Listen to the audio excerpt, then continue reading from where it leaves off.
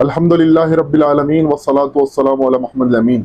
मेरे दोस्तों साथियों, एक अजीम शख्सियत का तारुफ लेके आपके सामने दोबारा से हाजिर हुआ हूँ। इनका नाम है हज़रत अब्दुल्ला इब्न जहश रज़ी अल्लाह तआला अन्हु। बड़ी ही मारूफ शख्सियत हैं और जो है सबको इनका तारुफ हासिल है, लेकिन जो है कुछ मालूमात मुख्तसर तौर पर इनके आपके सामने रखना चाहता हूँ। अब्दुल्ला इब्न जहश, इनका पूरा नाम जो है अब्दुल्ला इब्न जहश है। ये कुरैश से तो थे, लेकिन कुरैश के ऊपर जाके शाख से मिलते थे ये, यानी अदनानी कहलाते थे। डायरेक्ट कुरैश से नहीं थे, ये अदनानी कबीला था, इनका कबीला बिल्कुल अलग था और ये अदनानी कबीला था। और ये हलीफ थे मक्का के अंदर बनु अब्द शम्स के। बनु अब्द शम्स आप जानते हैं, बनु उमैया जिसे हम कहते हैं उर्फ आम में, और मशहूर जो है बनु उमैया हुआ बाद में।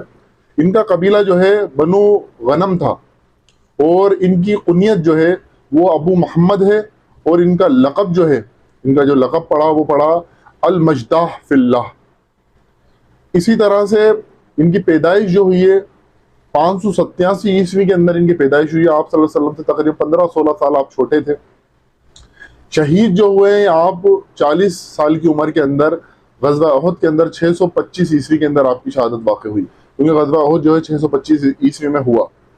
इनकी वालिदा जो थी वो थी हजरत उमैमा रज़ी अल्लाह तआला अन्हा, इनकी वालिदा थी। उमैमा यानी आप सल्लल्लाहु अलैहि वसल्लम की फूफी जो थी उमैमा, वो आपकी वालिदा थी, उमैमा बिनते अब्दुल मुत्तलिब।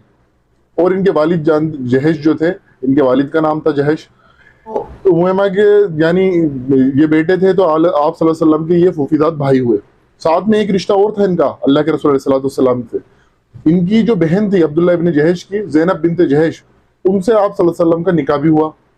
तो ये आपके जो है बिरादर निस्बती भी हुए, यानी आपके जो है साले, जो हमारे यहाँ आमतौर पर लफ्ज़ हम बोलते हैं साले, साले भी आपके ये लगते थे।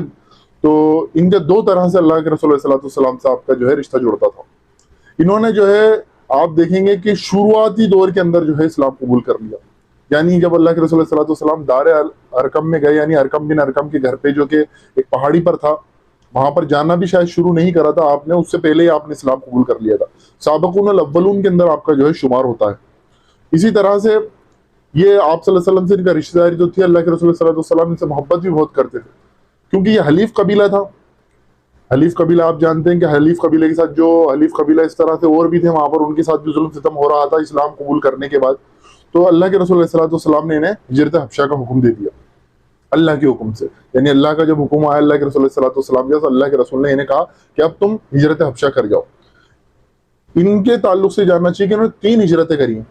हिजरत हबशा करी, फिर दोबारा मदीना आ गए।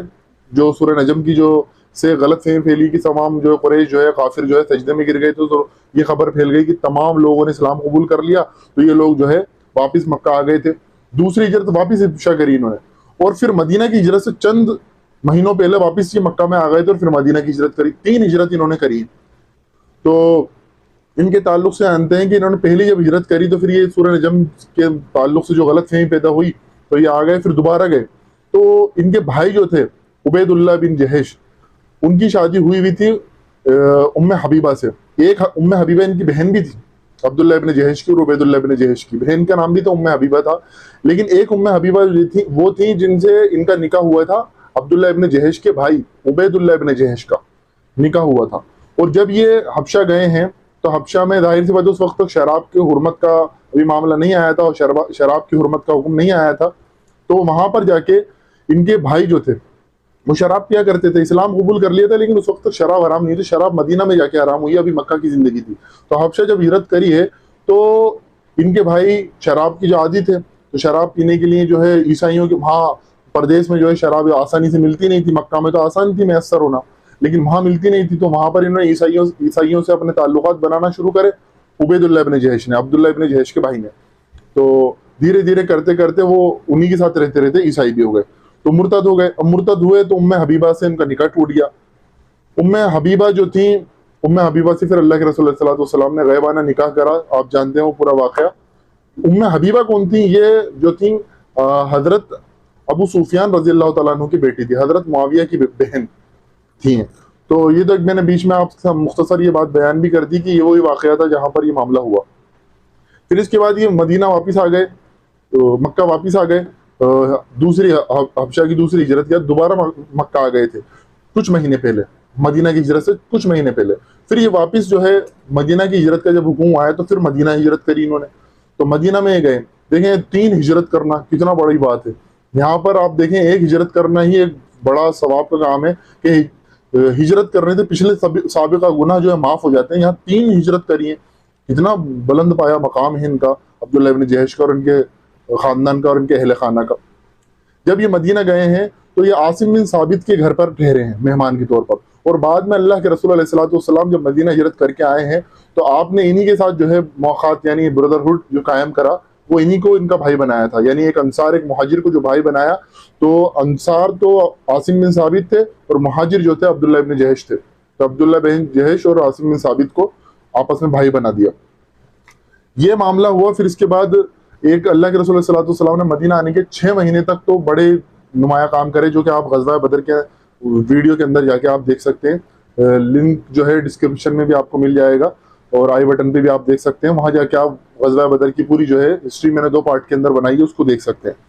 फिर एक मुहिम अल्लाह के रसूल सल्लल्लाहु अलैहि वसल्लम ने मुहिम भी लॉन्च करी थी, एक मुहिम लॉन्च करी, वो भी आप गज़वा बदर में देख सकते हैं। डिटेल मैं मुख्तसर अर्ज कर देता हूँ कि एक मुहिम लॉन्च करी अल्लाह के रसूल ने नखला नाम से। वैसे तो कई मुहिमात लॉन्च करी 7-8, उसमें से एक मुहिम थी जो वादी नखला की तरफ भेजी, सरिया नखला भी इसको कहते हैं।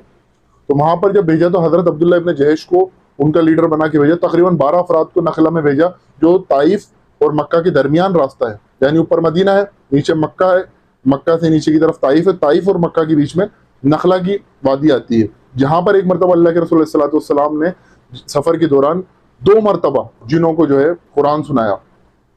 तो वो सूरज जिन के अंदर भी मिलता है और दीगर और सूरतों में भी उसका जिक्र आता है। इसी तरह से वहाँ एक बड़ा मामला ये हो गया था कि वहां पर अल्लाह के रसूल ने इनको नकलो हरकत के लिए कुरैश की वहां भेजा था, जासूसी के लिए नखला के अंदर, लेकिन लड़ने से मना करा था। अब वहां हुआ ये कि रजब का महीना था और रजब की 29 या 30 तारीख को इनकी कुरैश के कुछ लोगों से झड़प हुई और एक शख्स जो था वो कत्ल हो गया, अम्र नाम का। और जो है इसी बात के ऊपर कुरैश ने बड़ा वाबिला मचाया कि अशर हुरूम, यानी रजब जो है अशर हुरूम में शामिल है, हराम महीनों में शामिल है, जिसमें जंग जिदाल बंद होता है, तो उसमें भी इन्होंने जंग कर दी। तो इस पर कुरैश ने वाबिला बचाया और यही मुहिम एक बड़ा सबब बनी गज़वा बदर होने का। इसकी भी डिटेल आप गज़वा बदर में सुन सकते हैं।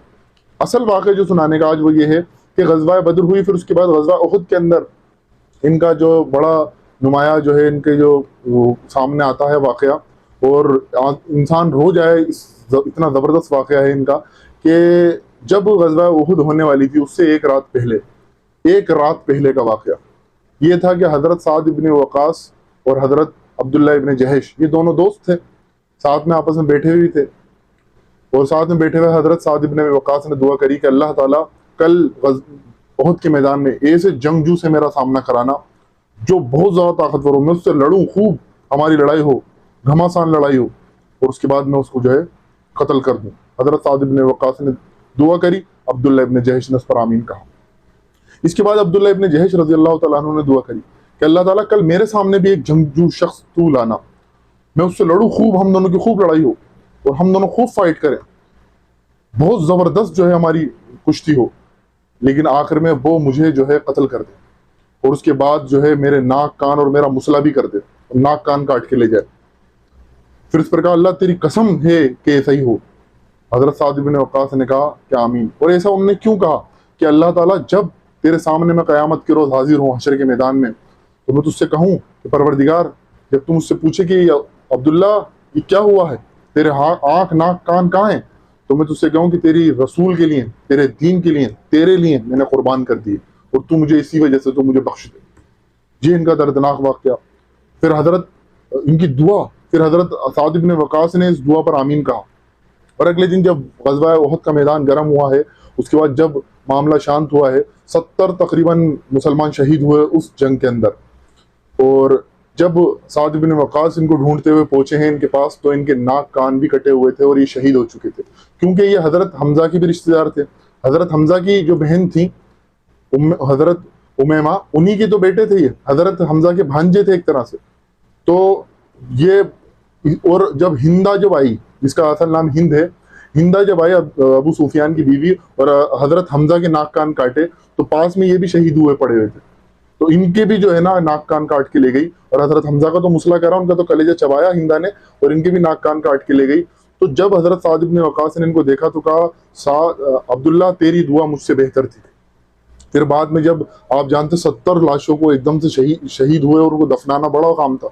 तो एक ही कब्र में कई कई लोगों को कई कई शहीद को दफनाया जा रहा था, कई कई सहाबियों को दफनाया जा रहा था। इनको जो है हजरत हमजा के साथ अल्लाह के रसूल सल्लल्लाहु अलैहि वसल्लम ने इनको जो है इनकी तदफीन करवाई। इनको जो शहीद करने वाला था उसका नाम था अबुल हकम बिन अखनस सख्फी। अबुल हकम बिन अखनस सख्फी ने इनको जो है शहीद करा, अब्दुल्ला बिन जहेश को। और बाद में इनको जो है तदफीन इनकी हुई वो हजरत हमजा के साथ हुई। एक बड़ा नुमाया मकाम है इनका सीरत के अंदर, साबिकून अव्वलून में। हमारे सहाबा की सीरत को पढ़ें, जानें, उनकी कुर्बानियों को देखें कि उन्होंने किस तरह की कुर्बानियाँ दी कि आज हम ला इलाहा इल्लल्लाह मुहम्मदुर रसूलुल्लाह कहने वाले हैं। हम उनकी सीरत से नावाकिफ़ हैं, हम उनका सिर्फ नाम जानते हैं, इससे ज़्यादा कुछ नहीं जानते। फिल्म स्टारों को, अगर हम फिल्म स्टारों की बात करें, फिल्म एक्ट्रेस की बात करें, तो आप और मैं पूरी ज़िंदगी उनकी बयान कर देंगे कि वो कहाँ पैदा हुए थे, कितने बजे पैदा हुए थे, कितनी तारीख को पैदा हुए थे, उनकी अभी एज क्या है, वो कहाँ कहाँ से गुजर के आए हैं, कैसा उनका सफ़र रहा है फिल्मी दुनिया के अंदर। लेकिन अपने सहाबा की, अपने असलाफ की ज़िंदगी से हम नावाकिफ़ हैं। बड़े अफसोस का मकाम है। अल्लाह तबारक व तआला से दुआ है कि परवरदिगार हमें कहने सुनने के साथ साथ अमल की तौफीक अता फरमाए। व आखिरु दावाना अनिल हम्दुलिल्लाहि रब्बिल आलमीन व मा अलैना इल्लल बलागुल मुबीन।